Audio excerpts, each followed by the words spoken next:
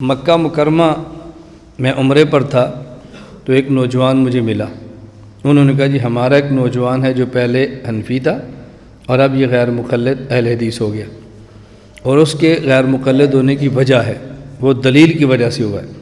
میں نے کہا دلیل کیا ہے؟ انہوں نے کہا جی دلیل یہ ہے کہ وہ کہتا ہے میں نے حضرت امام اعظم ابو حنیفہ رحمۃ اللہ علیہ کا یہ ارشاد پڑھا ہے کہ جب آپ کے پاس میرا مسئلہ آئے تو اس مسئلے کو چیک کریں، حدیث کے مطابق ہو تو لے لیں، حدیث کے مخالف ہو تو چھوڑ دیں۔ پھر میں نے ایک مسئلہ دیکھا امام اعظم ابو حنیفہ رحمۃ اللہ علیہ کا جو حدیث کے خلاف تھا۔ حدیث پاک میں ہے کہ رسول اللہ صلی اللہ علیہ وسلم جمعہ کا خطبہ ارشاد فرما رہے تھے، ایک صحابی آئے اور انہوں نے سنت اور نفل نہیں پڑھے بلکہ آ کر بیٹھ گئے۔ رسول اللہ صلی اللہ علیہ وسلم نے فرمایا یا فلان، اے فلاں صحابی، حل رکعتا، تو نے نفل پڑھے ہیں؟ کہا جی نہیں۔ فرمایا قم فرقہ، اٹھو اور پڑھو۔ تو دیکھو خطبہ چل رہا تھا، اسے نفل نہیں پڑھے بیٹھ گیا، اللہ کے نبی نے اسے کہا نفل پڑھو۔ اور امام اعظم ابو حنیفہ رحمۃ اللہ علیہ مسئلہ فرماتے ہیں کہ جب جمعے کے دن امام خطبہ دے رہا ہو مسجد میں داخل ہوں تو سنت و نفل کچھ نہ پڑھیں، تو یہ مسئلہ حدیث کے خلاف ہے۔ دو باتیں ہو گئی۔ نمبر ایک، امام ابو حنیفہ نے فرمایا میرا مسئلہ چیک کرو، حدیث کے مطابق ہو لو، حدیث کے مخالف ہو چھوڑ دو۔ نمبر دو، میں نے یہ مسئلہ دیکھا دوران خطبہ سنتیں نہ پڑھنے کا تو یہ حدیث کے خلاف نظر آیا، اس لیے میں نے فقہ کو چھوڑا ہے اور میں اہل حدیث ہو گیا ہوں اور میں نے حنفیت سے جان چھڑا لی ہے۔ میں نے کہا بات اچھی طرح سمجھو، اگر تم حضرت امام اعظم ابو حنیفہ رحمۃ اللہ علیہ کا یہ مسئلہ یہ بات سمجھ لیتے، یہ ارشاد سمجھ لیتے کہ میرا مسئلہ چیک کرو، تو تم کبھی بھی مسئلہ چیک نہ کرتے۔ اس نے کہا جی اس میں کون سی مشکل بات ہے کہ میں سمجھ لیتا تو چیک نہ کرتا۔ میں نے کہا میں آپ کو ایک مثال دیتا ہوں، اور یہ بات میں اکثر آپ کو عرض کیا کرتا ہوں، آپ اس کو پلے باندھ لو۔ اگر آپ کا مخاطب عالم ہو اس کو دلیل سے قابو کرو، دلیل سے قائل کرو، اور اگر آپ کا مخاطب غیر عالم ہو اس کو دلیل سے نہیں مثال سے قائل کرو۔ عالم قائل دلیل سے ہوتا ہے اور غیر عالم قائل مثال سے ہوتا ہے، ہر کسی کو قائل کرنے کا ضابطہ الگ ہوتا ہے۔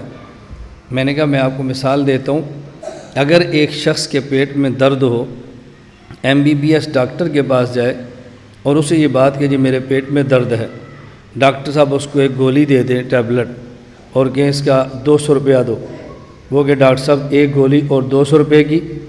ڈاکٹر صاحب فرمائیں کہ یہ امپورٹڈ گولی ہے، یہ میڈ ان پاکستان نہیں ہے، یہ میڈ ان امریکہ ہے، میڈ ان جرمن ہے، باہر سے آئی ہے، تم یہ گولی لے لو اور کسی شخص کو چیک کراؤ، اگر ٹھیک ہو تو کھانا، اگر ٹھیک نہ ہو تو گٹر میں پھینک دینا اور مجھ سے 400 روپیہ لینا۔ اس نے گولی کو لیا اور سب سے پہلے چیک کرایا، جیسے چیک کرایا تو اس نے کہا یہ تو گولی نہیں زہر ہے، اس کو نہ کھانا، اس نے گٹر میں پھینک دیا۔ شام کو ڈاکٹر صاحب کے پاس آیا اور کہا مجھے 400 روپیہ دو۔ ڈاکٹر صاحب نے پوچھا کیوں؟ طبیعت زیادہ خراب ہو گئی ہے؟ اس نے کہا جی آپ نے فرمایا تھا چیک کراؤ، میں نے چیک کرایا، چیک کرنے کہا یہ کہ زہر ہے، میں نے گٹر میں پھینک دیا ہے تو مجھے 400 روپیہ دو۔ آپ نے خود کہا تھا چیک کرا لو، اگر خالص نہ ہو، اچھی گولی نہ ہو تو گٹر میں پھینکو، مجھ سے 400 لو۔ تو ڈاکٹر صاحب نے پوچھا کہ تو نے کس سے چیک کرایا تھا؟ اس نے کہا جی بشیر موچی گڑھ۔ کیسے چیک کرایا؟ بولو، نذیر، بشیر، کوئی بھی نام ہو، موچی گڑھ۔ اور ڈاکٹر نے کہا کوڑے دیا پترا، میں تینوں آخیا سی نا چیک کرا، یہ مطلب ہے نہیں موچی کو چیک کرا، یہ مطلب ہے MBBS ڈاکٹر کو چیک کرا۔ یہ جو میں نے تجھے کہا تھا اس گولی کو چیک کراؤ، تو اس کا مطلب یہ نہیں تھا اس کو کسی موچی سے چیک کراؤ، اس کا مطلب یہ تھا کہ MBBS ڈاکٹر سے چیک کرو۔ میں نے کہا اب یہ جو چیک کرانے والا چیک کرایا ہے اس نے ڈاکٹر کی بات کو سمجھا نہیں، اگر ڈاکٹر کی بات کو سمجھ جاتا تو MBBS سے چیک کراتا، کسی موچی سے چیک نہ کراتا۔ میں نے اسی طرح جو امام اعظم ابو حنیفہ رحمہ اللہ نے فرمایا کہ میرا مسئلہ تم تک پہنچے تو اس کو چیک کرو، یہ بیٹا گنڈیری بیچنے والے، جوتھی گانٹھنے والے، پکوڑے فروخت کرنے والے کو نہیں کہا، یہ اس بندے سے کہا ہے کہ جو بندہ امام مالک ہو، امام شافعی ہو، امام احمد ہو، امام بخاری ہو، حضرت امام ابو حنیفہ نے یہ تمہیں نہیں فرمایا، یہ کسی مجتہد الفقیہ کو فرمایا، تو نے سمجھا کہ امام صاحب نے مجھے کہا ہے کہ دن کو پکوڑے بیچو، شاد میری فقہ چیک کرو، تو بات سمجھا نہیں۔ تو یہ بات آپ کو سمجھ آ گئی امام صاحب رحمہ اللہ نے کیا فرمایا؟ یہ حضرت امام صاحب رحمہ اللہ نے بات ارشاد فرمائی۔ میں نے کہا اگر امام ابو حنیفہ رحمہ اللہ کا ارشاد سمجھ لیتا تو پھر مسئلہ چیک نہ کرتا۔ یہ بات سمجھ آ گئی؟ اگر تو مسئلہ سمجھ لیتا تو فقہ حنفی کو کبھی بھی نہ چھوڑتا۔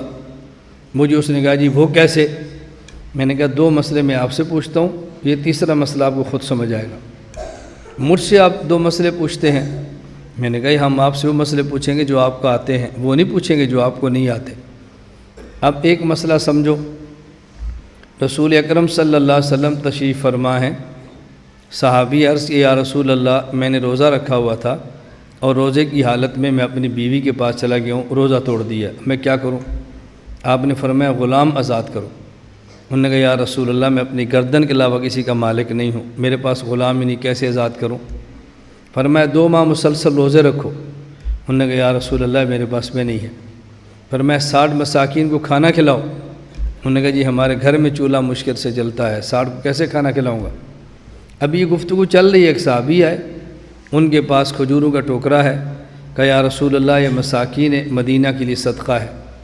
آپ نے فرمایا اس کھجوروں کو لے جاؤ اور تم مساکین مدینہ میں تقسیم کر دو، تمہارا یہ کفارہ ہے۔ اس نے کہا حضور مجھ سے بڑا مسکین کوئی نہیں ہے۔ فرمایا چلو تو یہ کھجوریں تم خود کھا لو، یہی کفارہ ہے۔ میں نے کہا اب مجھے بتاؤ اگر کوئی ایک چیکر ہو، سمجھ گئے اب چیکر اس سے مراد کیا ہے؟ غیر مقلد اہل حدیث، کوئی چیکر ہو اور وہ روزہ رکھے اور روزہ رکھ کے بیوی کے پاس چلا جائے اور روزہ توڑ دے، مسجد میں امام صاحب سے آ کر کے مولانا صاحب مجھے کھجوریں کھلاؤ۔ مولانا صاحب فرمائے بھی کھجور تو روزہ افطار ہوگا تو مغرب کو دیں گے۔ اس نے کہا نہیں ابھی کھلاؤ۔ مولانا صاحب پوچھے کیوں؟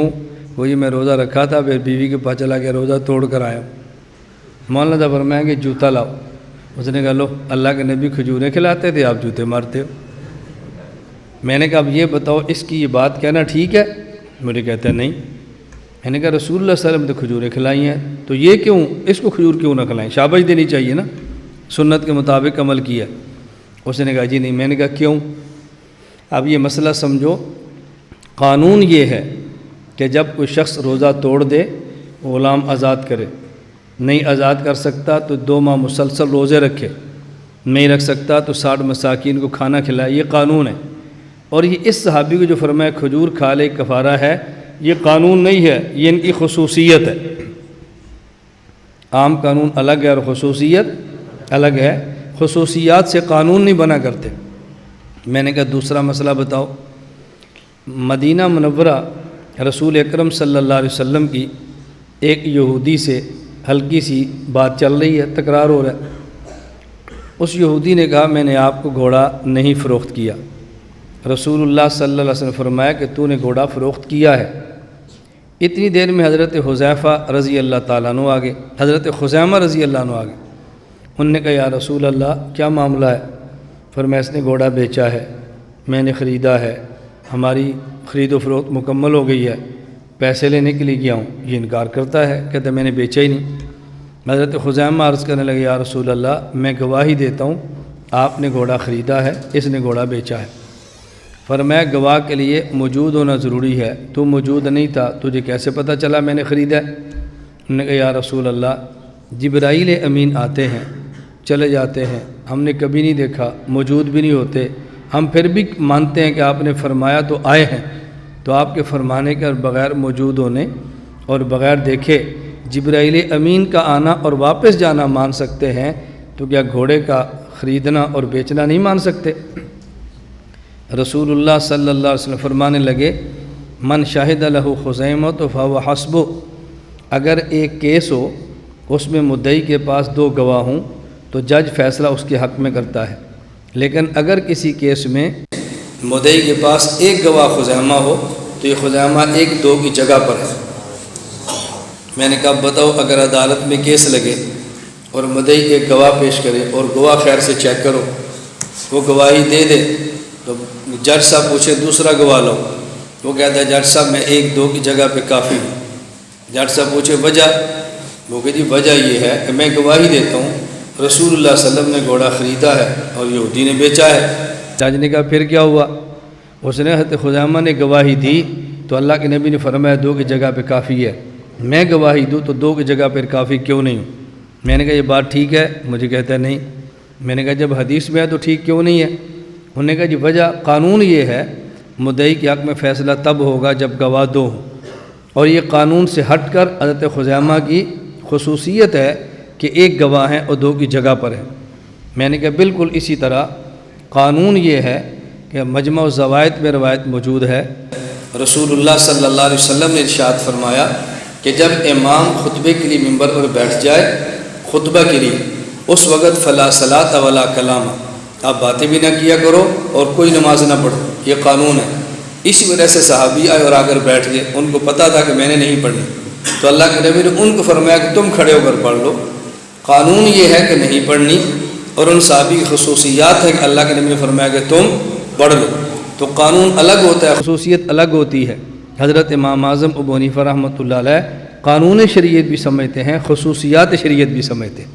تمہارے پاس کبھی قانون نہیں سمجھتے، کبھی خصوصیت نہیں سمجھتے۔ اس نے کہا جی مجھے مسئلہ سمجھ آ گیا ہے، اور بحمد اللہ تعالیٰ اس مسئلہ سمجھنے کے بعد وہ واپس آ گیا۔ لا الہ الا اللہ، لا الہ الا اللہ، لا الہ الا اللہ، ما لنا رب سوا۔ لا الہ الا اللہ، لا الہ